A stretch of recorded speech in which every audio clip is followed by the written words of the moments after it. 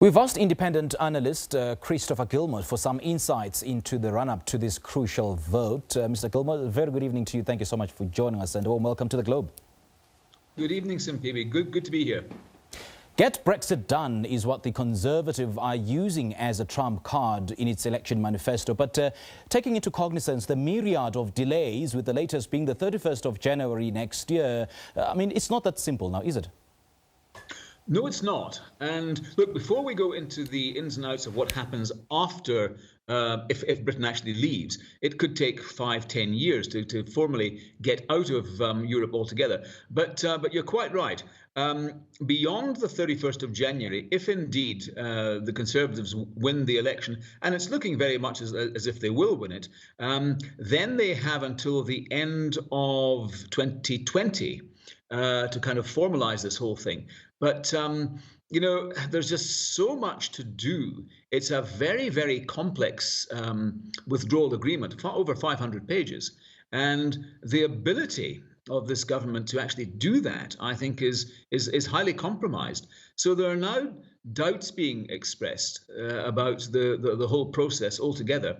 And some people are suggesting that because there's this kind of time frame, the end of 2020, if they don't manage it, then Britain might still end up crashing out. Now, you see, because they've dissolved the Parliament which was holding things back, if the Conservatives win an overall majority, then the Parliament will not be able to hold them back at all. So there still remains the spectre of the possibility of crashing out without a deal at the end of 2020. But then can you see an earlier Brexit if they get a clear majority? Well, look, it really all depends. As you rightly say, if they get a majority, and it's looking like they will get a majority, the actual Brexit, it's possible you could see it before the end of January, although I think they'll probably pretty much stick to that. It's the 13th of December when we'll know the actual result. British politics is pretty good. On the basis of exit polls, you've got a really very good idea, very accurate idea of who's going to win and roughly by how much. So it's cutting it fine to do it much earlier than the 31st of January, because, beyond the 13th of December, you're getting into holiday season, you're getting into Christmas and New Year. Yeah, it's possible, but, it's 6 1/2 as they say in the UK. As to whether you're actually going to do it before the end of January. I would say end of January is a pretty good bet for having it done if the Conservatives win a clear majority. Well, Britons haven't really warmed up to Prime Minister Boris Johnson. Some of them are saying that they don't actually trust the man. So just how important is trust in this crucial vote? Yeah, that's a very good question. I think Johnson has proven beyond any reasonable doubt that he's a pathological liar. Whether it's in previous lives as a journalist, whether it's as Mayor of London, whether it's in his capacity as the Prime Minister, he has no fear about coming out with major whoppers. And it doesn't seem to faze the electorate. And that really is a damning indictment on the British electorate, I think, that they can even want to vote for a fellow like this. So, he doesn't have a lot of credibility, I think, with people who really understand and can interpret what's going on. But I don't think Johnson cares. And because the polls are showing the Conservatives leading by something like up to 16 percentage points in some instances. Now, sorry? Yeah, go on. Yeah, and the lead does not appear to be narrowing at all. Both parties, both the Labour Party and the Conservatives, are coming out with highly populist suggestions, none of which are going to be easy to pay for. I mean, in your preamble about this, the Tories are promising all sorts of tax cuts, this, that, and the other. I just don't know where the money's coming from. And the Labour side, they're promising free, super fast broadband for everybody in the country. Now, technically, I don't think this is possible at any kind of reasonable time frame. But over and above that, the cost would be absolutely enormous. It would be 20-30 billion pounds. It's a huge figure. And you have to ask the question, is this something that you really want to do? Because I think you would alienate an awful lot of the competitive advantage that is already instilled into the internet companies currently. So I think a lot of populist nonsense being trotted out by both sides, and you'll only see which of the stuff is really meaningful after the election is over. We certainly cannot begin analysing, the Conservatives' manifesto without throwing in the question of reasonableness or being, of the pledges being reasonable. For instance, the Conservatives are now mooting to negotiate a trade deal with the European Union next year, and one of the manifesto pledges that they will not extend post-Brexit transition period beyond December next year. So, am I correct to say that this is a very, very short period of time to finalise a significant trade deal of this magnitude? You're spot on, absolutely right.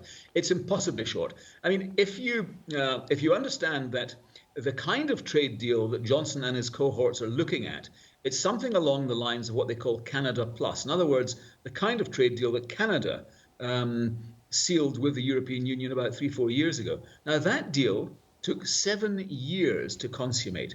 And admittedly, look, a British EU deal would have an inbuilt advantage in terms of time because the two entities are already pretty, highly intertwined. So I think it would be a much easier process.